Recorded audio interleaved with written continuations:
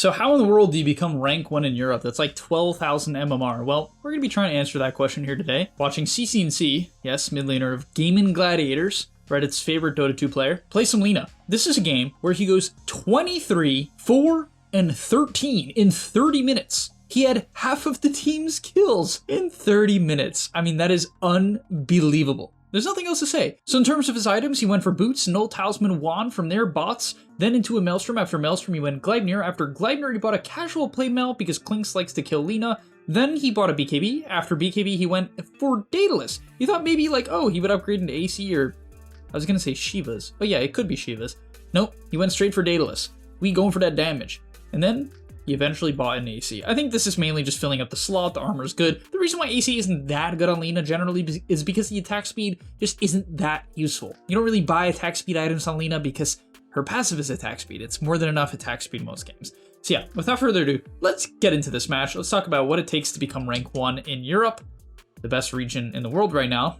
Yeah, okay, let's talk about it. Alright, before we get into the main part of the video, I do want to let you guys know that I'm not only posting videos here on YouTube, I also frequently post videos on the website. If you don't know what I'm talking about, almost every single day I'm posting a new video to the gameleap website. We're going to teach you guys in depth about how to get to the next level. So if you want to become absolutely broken, click the link down below and sign up. Well, for starters, it certainly helps that he gets First Blood this game. I mean, there's no denying that First Blood is very game-changing. Beautiful flame break on the Batrider into the dispose from the Marcy allows him to get First Blood. Something that I've noticed that's a trend with high MMR players, if they get First Blood and multiple kills, they don't rush bottle. The reason why is they think they can greed it out because they just have extra gold. They don't need bottle right away. Bottle's particularly useful when the water runes are coming up, right? You're not going to run out of regen previous to that. So yeah, he actually goes wand, which is a little surprising. I have a feeling it's just for slot reasons. From there, it looks like he's against Phoenix. Now immediately, if he understands Phoenix as a hero, which rank 1 probably does, some people get to high MMR without like a lot of hero understanding. That is something that happens, but I have a feeling CCNC understands that Phoenix's biggest issue is its base armor. 1 base armor is not good. Also, this Phoenix is not buying bottle, which to me seems like an easy way to get dumpstered mid because you're gonna run out of regen. So yeah, with the pointing Q, I think he doesn't take stun because Phoenix has high attack range. Maybe he knew he was against Phoenix mid, probably did. People tend to know who's who in these MMRs. But yeah, good aggro to the side, avoiding the fire spirits. Gets the range deny, kind of waits out the Phoenix fire spirits. And when Phoenix doesn't have fire spirits, he's very weak. Q didn't kill the ranger. Wow. That's why the Q's kind of iffy. At 75 damage, it does 105, but over time. At 75 flat, kind of underwhelming for securing creeps as he nukes through here. Okay, misses the range. Skills E at level 2, and then yeah, generally you're just gonna outtrade this Phoenix. I like that he doesn't complete the null here. Just there's no reason not to get your bottle by minute 2. Minute 2 bottle or pre-minute 2 bottle is just too damn good to pass up. I think going for the null would be a major mistake, and I think he kind of thinks the same way as well. But yeah, continuing to nuke through mid. You see how he hits the Phoenix after the nuke? This is the biggest thing you can do to win mid. I'm not kidding, guys. Like, it's this and issuing attack commands out of creep aggro range. So against bad players, they'll position poorly, and you can auto attack, let's say from here. If you auto attack from here, you won't pull aggro. Even if you hit them next to the creeps, you won't pull aggro because you issued the attack command from out of the creeps range. So that's something you can abuse. And then the other thing you should just abuse is every time you are going to nuke, make sure it's for a CS. Make sure that nuke also hits the enemy hero if it's an AoE long range nuke, and then hit the enemy hero instead of the creep you're about to last hit, right? And that's what he does here. Walks through, that refreshes his stacks, and then throws the auto that would have been for the creep at the Phoenix. It's very efficient, very strong. Wow, this matchup's so bad because the Phoenix W doesn't even stop Lina from last hitting due to her passive. That's so bad, as he should be able to chase the Phoenix a good amount here. Nukes through again, aggro's the tower, kills himself. I mean, that is worth it. And you might be like, how in the world does he know to commit, right? Because it's a bit psychotic for him to do this, because he does have 2 kills right now. However, it is worth it because of the fact that he's checked the Phoenix's items. He knows that Phoenix does not have Fairy Fire or a stick or bottle charges, and so there's no outplay. And this is something pros think about and check constantly. Do they have an outplay? Fairy Fire, stick, bottle, salve. If they don't have these things, they will be way more likely to dive. And yeah, I think he definitely thinks trading his life is worth it because Phoenix will miss. Oh man. It's under tower 2, so Phoenix is going to miss this entire wave. Oh no, that is so bad. Phoenix missed almost an entire double wave. He gets the XP, Phoenix doesn't. So now Phoenix is 2 3/4, and he's 3.5. And you might be like, oh, it's because of the early kills. Yeah, partially, right? Obviously, it is partially, but oh, that's definitely a good trade. Certainly worth it for him. It's okay. Level 3 Phoenix, definitely a menace. The hero trades extremely well at level 3, so he has to respect it a little bit, but no bottle. No bottle. He bought an extra 6 tangos, but that's going to hurt his net worth. He's got 4 CS due to the pressure of CC&C and that double wave dying under the tower. I mean, this is a disaster. Okay, level 3 comes out, nukes out the Phoenix here, kills off the last 2 creeps. And the big culmination of everything here comes on the boots timing. So when you get boots before the enemy does, you know you can run them down. This is another thing these pros think about, right? Do I get my boots first? If you get your boots first, especially if you're in a winning lane, you can chase people down. I mean, look at this. He glyphs this creep. And this is so chatty. So that he can dive, right? Because it will, as long as he doesn't issue an attack command on Phoenix, the tower will not aggro to him. And with the stacks and the boots, he runs them down. Oh no. Uh-oh. And this is when the game gets out of hand. I mean, this Phoenix has a long way to catch up. 1,300 gold behind the Lina. And this matchup doesn't get good as the game progresses because Fire Spirits, as I said, are not very good against Lina. And on top of that, the egg is killed very fast by Lina. So this matchup is just straight up terrible as he gets a mid D ward. Also, note his skill build. So really playing the farm build, right? This is the best farming build because the Q scales very well for farming. It does 420 damage at max level compared to the 260 of Light Strike Array. It's not even remotely comparable, but this just does much more damage. And it's easier to hit the entire creep wave with it at a range. It's easy. It's better for pushing out the wave, mainly for the damage, okay? Yeah, but then it takes the second point in E. The second point in E scales incredibly well because it doubles the attack speed, 50% bonus on the movement speed, but the big thing there is the double in the attack speed. And then from there, it's going to be all about aggression, right? I mean, he gets a shield rune. If you have rune control and a 2-level advantage, you should play like a psycho, right? It's very important that when you are ahead, guys, push your limits, right? Dive, be a psycho, be crazy. I'd rather see people go ahead and feed if they have this big of a lead than play scared. And that might sound insane, but if you have a rune, usually it's going to work out. Arcane, Regen, Haste, DD, Shield, right? I would say 5 of the runes can help you be a psycho. So your odds, like Illusion Rune, maybe not. Depends on the matchup. Maybe if you're against Viper or Ember and you can dispel something, sure, that will also enable you to be crazy. Even in this matchup, I guess, Purging Fire Spirits, but it's not that effective. It kind of depends. Depends how many Fire Spirits he has left. Now, in order to keep the tempo up at this point of the game, you rush bots, and then you buy Javelin. I mean, Javelin is obscenely efficient damage on heroes like Lina and Wind Ranger that get this attack speed jolt. Yeah, bots is super good for snowballing your lead. It does give you mana problems if you don't use it to go back to base and you use it to TP like this, but he finds the kill on the Dragonite. Really well done. From there, what do you think he's going to do? He's going to go into the triangle, farm up their camp, because he kind of feels like a Chad right now. I mean, yeah, he's even going to take their Ancients here, which seems a bit insane. Is he going to nuke it? Okay. I actually don't like how he farms this. I don't understand why you would farm it like this. I feel like if you're going to nuke the Ancient camp, you should spread out the damage a bit, because the Q will finish off these creeps, right? So I don't know, maybe he's just watching the map. Hard to say. Perhaps he's just watching the map, and he's not focused on killing the camp. Based on the last hit on that Ancient, I think he is, so yeah, not exactly efficient as he could be. Maybe he just didn't want to take damage. I think there's an argument for that, because Lina's really bad at tanking creeps. But okay, gets an Arcane Rune, and this is going to help him. Right, basically at this point of the game, you want to spam Clarities and control the power runes. When you're winning the game as a mid, the name of the game is Clarities and power runes, because if you don't keep up your mana pool, you can't play fast. If you can't play fast, you can't push your lead. And then the lead, it's not pointless, but it's not nearly as effective. As they find the DK, he gives up when he shows up. He maintains his Clarity, and notice how here, because he has enough mana, he just runs top, right? He runs top. Bots on the wave. I mean, he was going to run there even if he did not bots, because he knows that this kill will transition into the tower. And that's the big thing, right? He makes this play all the time from minute 9 to about minute 14.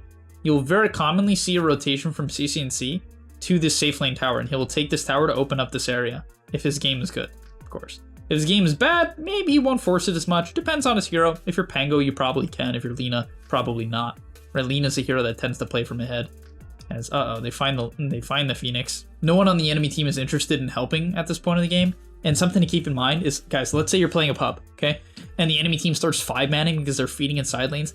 then you slow down the pace of the game. This is where people get it wrong. They watch something like this, and they'll watch these high MMR games, and it's really funny. They'll watch high MMR games, and people won't group up because they know that, like, okay, if they group up, they're just going to get ignored. Or they'll get team fought and lose the team fight. It's going to be one or the other. And so splitting up, unless you have heroes that are like really good at fighting, or the game is like semi-close and you can fight, is the play, right? So they'll split up, you can continue to pick them off if you make the right moves. It's hard to make the right moves because they're going to pay attention to what you're doing, they're going to watch you, but they're going to split up. However, if they group up and it's in a pub that you're playing and you've dominated your lane, then what you want to do is actually slow down the pace of the game.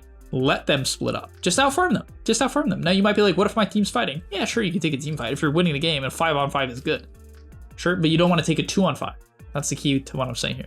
Don't force a 2-on-5. Don't force a 2-on-4, a 1-on-4, a 3-on-2. Right? Just make sure you have a somewhat decent numbers advantages. Oh, that clinks. And interestingly enough, I mean, people fall into traps all the time, right? I actually think CCNC, and people will be like, oh, Speedy, never give a TI winner advice. But like, even here, I think realistically, you don't have to take this fight. I think he wants to take the fight. Reason why? They have this ward and the sentry. You feel comfortable, you feel safe. It makes sense, right? There's a lot of logic to this. And I know he dies here, so my hindsight is 2020. They kill the Phoenix, and he runs left. Running left here is obviously a little insane.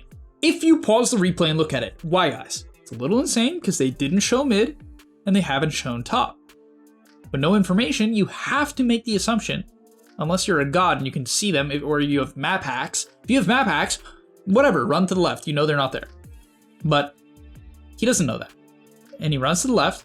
Their supports run to the left. And they actually are all on this hill. They stayed in the area. They could have waited a little bit, right? Maybe this guy goes and plants a ward. Maybe they just back off. Farm this camp, or they play the right side. Maybe I don't know if these ancients are still up. You farmed them before. But you could play the right side, play more of a safe area. Where they're going here is kind of the best position for the enemy team to jump them, because they're going to be able to use the high ground vision, right? And that's kind of what happens here. They get to disengage because they're on the high ground. CCNC gets scared, as he should. He's like, oh shit, you know, 2 heroes popped out of nowhere. You don't want to get DK stunned by this Blink DK, who wasn't here, fortunately, but ends up coming.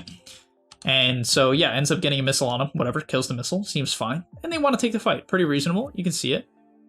Call down comes out, but the DK is able to get a stun on the Lina, right? And this is a big thing. Now, it might not seem like a big deal. He can kind of walk it off, but it's not that easy, right? The gyro gets a missile on him. He kills the missile, but he ends up getting run down. The DK catches up. No, the DK didn't catch up. He actually turned for the gyro, which ends up being a mistake because he dies for it and feeds away a ton of gold. So not the best decision making. And if the enemy team groups up and they're this far behind, yeah, of course you can try to fight them. You could argue, oh, it makes sense that they would fight them. The problem here is, like, Marcy, her ulti was running out. Bad Rider's half HP. He's low on HP, close to half. They didn't have to take this fight, right? You can just reset, get your resources back. If this ward doesn't get dewarded, when everyone's healed up and you have your ultis, you do it again, right? And I think a lot of people just don't have this patience. They don't have this idea in mind. And this is definitely, like, how a lot of pro teams go about it, right? Even if they get a kill and they're winning the game, they'll understand that they used a lot of resources for that kill and they won't necessarily push forward. So he picks up the chainmail here and ends up using these bot wards again, which makes sense. Lina is a hero that wants to play vision. It's very much a vision-based hero. If you don't have vision on this hero, you have to be giga scared because you don't have BKB in a game like this, and you don't have like a blink or some sort of disengage spell, right? You just have to bank on movement speed, which is unreliable. Fight breaks out, actually has no stacks of E, which is a little sus. But okay, TP's into the fight. Things don't look too good. Love how he just backs off here. It's very important. Yes, you're owning the game. Yes, you're destroying. The easiest way to ruin the game is to commit on a fight that is already bad. If your teammates get jumped and you lose 2 heroes right away, unless you have Vac into a 5-man echo, you probably shouldn't take the fight. SK kills the missile, overextension on Gyro. Here he knows they were roaching and Gyro was just being psycho, so this is just a good read on the fact that they couldn't TP fast enough. But the Marcy actually does get caught. Is he really going to look for this fight? Yeah, he's going to see his teammates out. He's going to make sure that they can disengage. They're going to look to chase here. This seems a bit crazy, yeah. I guess he knows if he stuns the DK, then... Oof, good stun on the DK, onto the Bat Rider. If he stuns DK, then there's no real jump. There's no stun, it's true. There's literally no stun. Homing missile won't hit him, and Gyro was dead. By the way, in terms of talents, he took 25 damage and health. Just the mana, right-click, Chad build.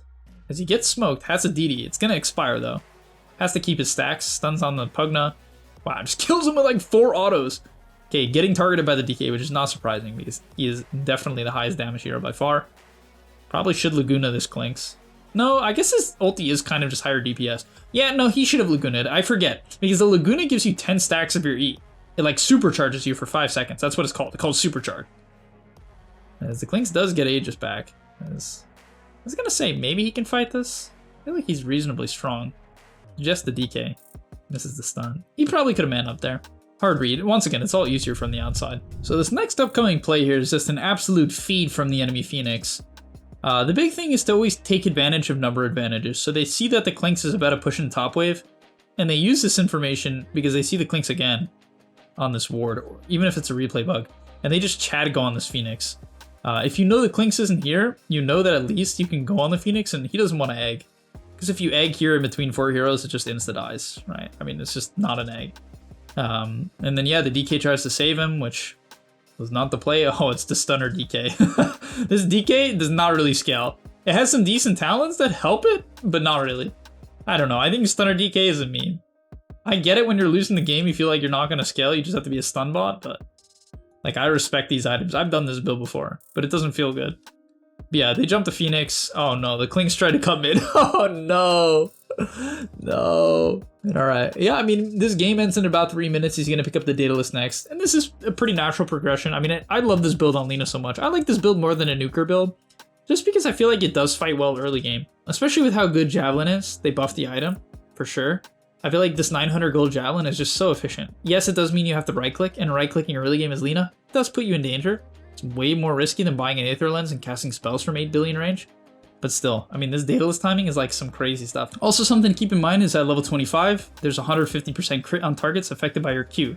So your Q, and at level 26, you get to upgrade the Q again, assuming you went the damage talent at 10. So yeah, the right-click build just scales extremely well. I would argue it scales much better than Magic ever since they got rid of your Spellbound talent. So I think this build is the way to go on Lina nowadays, and rank 1 agrees, kind of. Maybe he just wanted BKB this game because he could kill Egg, even though he never had to hit Egg this game. But he probably should have had to be fair. But okay, that's going to be about all for today's video. Laning stage insane. Obviously the first blood and the second blood helped him a lot, but you know, upgrading the wand right away, buying the bottle. I think his usage of Q and the heavy aggression on the Q is very important. Every single Q is basically perfect, and that's important, right? He gets so many autos on the Phoenix because he's pushing the wave into Phoenix, and because he's using the Q to CS, and then that frees up his auto attack to hit the Phoenix. So yeah, thank you guys so much for watching. Hopefully you enjoyed. Always fun watching CCNC because this guy, very consistent, super dominant laner. His first like 15 minutes are super unbelievable. But okay, thank you guys so much for watching. Oh, see you in the next one. And I'm out. Peace. And that's all, but remember, before you leave, come on, before you tune out, subscribe to the gameleap website where we are going to help you get to the next rank. If you're stuck, click the link down below, and I'm out. Peace.